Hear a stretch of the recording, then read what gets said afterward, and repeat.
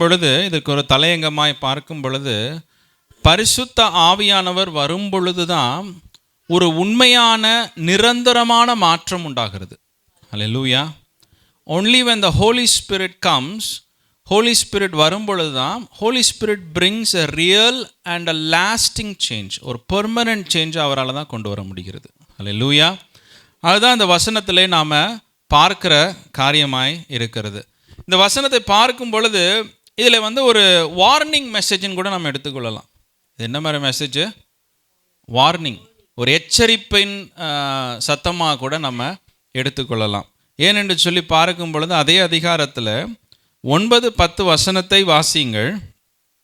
அதே அதிகாரத்தில் 9-10. சுக ஜீவிகளாகிய ஸ்திரீகளே, எழுந்திருந்து என் வார்த்தைகளை கேளுங்கள்.